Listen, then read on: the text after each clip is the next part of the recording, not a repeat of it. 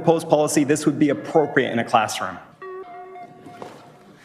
Now, if you ask me, this is inappropriate for a board meeting. If you have a dress code policy that allows us in a classroom, it does not promote a safe classroom environment as well as limiting the amount of distractions in the classroom. I can't think of any place of work where I could walk in an interview and be taken serious in something like this. Let's be adults for these students. Let's put the right policies in place to help them have success in the future. Thank you. Well presented. Welcome back to my YouTube channel. Here are some of the folks or parents who are just not comfortable with the woke culture, and some of the parents or fathers had to check up on these woke up teachers who claim that they can't be stopped. I'm here even asking myself, why can't they be stopped? Who wants to introduce the third gender?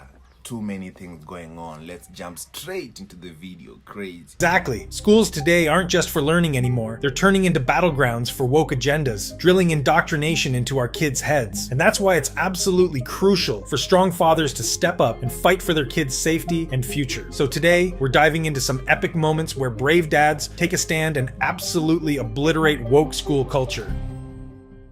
I am Caesar, Julius Caesar of Rome, the emperor. I am also a female. Does anybody here believe that I am Julius Caesar? No? Of course not. It's ridiculous. I'm not Caesar. I'm not a woman either. I'm here as a father who loves his children, who loves his country. And I'm here. And why is it that these queer flags, they're always showing up anywhere, even places that they're not needed at all? Because the dad is talking about protecting his children. So this might be a school or something of that sort. I don't understand. Here to talk about this duty of a school board and the Department of Education. Your duty is to act in the best interest of children. It is to teach truth, not lies. Biology, not a social agenda. It's about the children. We have a duty to protect them. And we have a duty to nurture them to their own self-actualization when they can declare whatever they want to be. And we will love them no matter what it be. But engaging and facilitating gender confusion, gender dysphoria, is developmentally injurious to the mental and emotional capacities of children, especially elementary school students. This is a great example of how a sharp-minded individual with a traditional perspective can completely dismantle an entire set of woke ideologies using nothing but clear facts and logic. But this next father takes it a step further, exposing just how hypocritical these woke school boards truly are. My daughter, right here, sweetheart, tell these people, do you want a little boy to watch you pee? No, No. Why? because inappropriate. It's inappropriate. My 8-year-old daughter knows it's inappropriate, and yet y'all sit there silent. But I tell you what, I want to prove that you're all hypocrites. Because each of you ladies, I want you to invite your husbands. Let's go to the bathroom, and I want them to watch me watch you use the bathroom, and let's see if they get mad. Let's prove to the public the hypocrites that sit on this board. If a little boy follows my daughter in that bathroom and touches her, you will have a new rather of dangers. Now stand up and do something. You're so scared of losing federal funding, it's ridiculous. Thank you. That was short and sweet, and also the point was driven out clearly.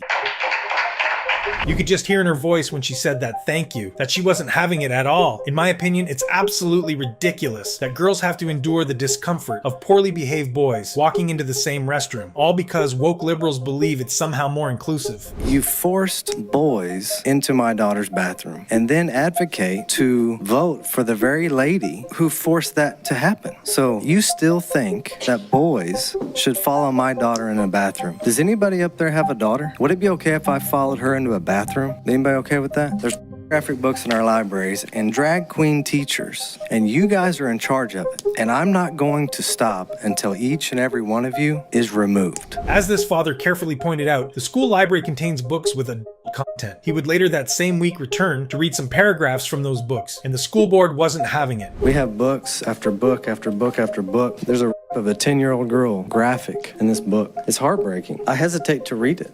I don't feel comfortable reading it to adults. 13-year-olds can check this book out, and you guys have bought it for them and provided it for them, and it needs to be corrected ASAP. Are you gonna eat her? Yeah, Earl, I'm gonna eat her. Do you even know how to eat? No, not really. Papa Gaines never sat you down and said, son, one day you're going to have to eat. No, but he taught me how to eat a.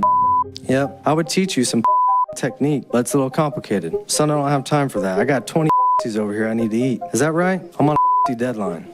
If this is the type of shit and junk that kids are being taught in school, with these woke teachers and culture, then it's crazy. It goes on and on and on and on and on and on. There are 79 in this book. 79. 51 11 15 and 9 guys, and the list goes on. And you guys need to fix it. Thank you. And the response he gets is a meaningless thank you. The only correct way to handle this would have been to remove the book from the shelves immediately, but we all know that that's not a part of their plan. But what is a part of their plan is to call the police whenever dads just like this next guy go all in to shut down their agendas. Now on the topic of these graphic books, 13 Reasons Why by Jay Asher. As if letting him me was going to cure all my problems. Sir, I'll stop you but there. in the end, Sir, I will never stop told you you to there. get away. Yes, sir, I asked you to stop, and you're going to have to leave if you don't continue with that. 3 warnings I've asked you please to remove. Yes, sir. Am I right? Yes. Sir, he needs to be removed. Kick me out, a black pastor, for reading these books. Thank you. Thank you very much. I appreciate it. Thank you very much. Thank you very much.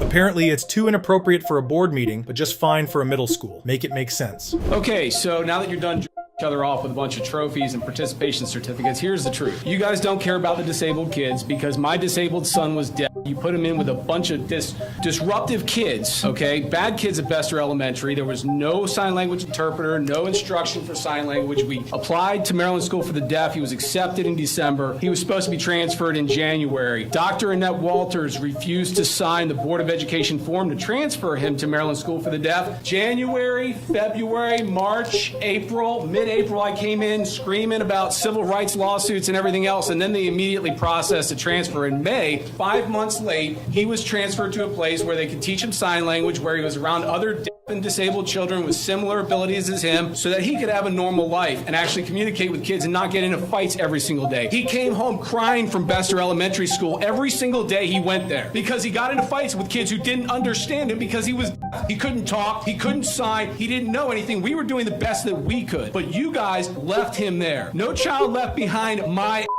You people sit up here, waste millions of dollars, hire people with fake names like this Steve Edwards guy who's using a stage name to conduct official business, which in the state of Maryland, if he's signing contracts and legal documents, I believe is the crime of uttering, which is a felony. But you decide to leave my disabled son in with a bunch of bad kids at Bester Elementary to get his kicked on a daily basis because you didn't want to give up the funding you get from state, federal, and local. Okay, you didn't want to give up money, so you didn't allow him to get transferred until I came in and went in your lobby. And then you did. So everything that over there said about how great you are caring about the kids is an absolute lie, Miss Williams. You should step down. I already know about you. You're civil rights. Can somebody please take the mic because that dad is about to crash out. And you've been sued repeatedly. Mr. Porter. You will not interrupt my time, ma'am. I have a First Amendment right to tell you my opinions. This is the right to redress of grievances in your face, Miss Williams. We appreciate your participation in the meeting, and while I encourage you to address the Board of Education, I will give you. Okay. You butchered my disabled son, and you will answer for it in a court of law. I recommend that we go into closed session. I'm not at 5 minutes, to lady. obtain legal advice pursuant to the General Provisions Article of the Annotated Code of Maryland. You're silencing my free speech during my time. I signed up 2 weeks ago to talk, and you're silencing my free speech. May I have a motion, please, and a second? To move. You guys are going to silence my free speech because you don't like what I'm saying. That's viewpoint. Order, while I appreciate your participation, no, you don't. Would you please refrain from using your comments? First Amendment, freedom of speech, that's my opinion of your job. You're doing a good job. You're an awful god. You're a very disrespectful person. So that lady today and a week ago to Daryl Evans, I watched you condescend a fellow board member like he was a 2-year-old. You chastised him for disagreeing with you. Lady, you know everything that's wrong with the bureaucracy that's here in this building. Downsville Pike is great. The teachers are doing a great job in this county, like the people that got the awards. But people like you hamstring their abilities to teach children like mine. You're a have a good day. Now this is a prime example of a dad who actually cares about his son. And I think I speak for most dads out there when I say that most of us would go this far or further to protect our kids. And the next father definitely proves my point. My 4-year-old and my 2-year-old daughters will not change in front of biological men. This is ridiculous. If you think that we are all equal and the same biologically, you've literally lost your mind. If you think I'm wrong, I am not the problem. I can assure you. I can too. Other fathers have also expressed similar concerns regarding the mix of boys and girls in school sports. Let's see how it went. I have an 8-year-old daughter who is absolutely dynamic, who can do anything. Athletically, intellectually, spiritually, and emotionally, she is a dynamo. And I don't want a man swimming against her in the pool. The fact is, I don't want her playing against boys in soccer.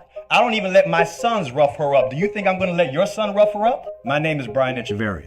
I thank you for your service, and we're taking back the wheel. Of course, dads like him have to take back the wheel and just stop the woke culture. Because this woke culture is gonna finish us as fast as a lightning. Crazy. Welcome back to my YouTube channel. Make sure you subscribe and let's meet on the next video. Crazy.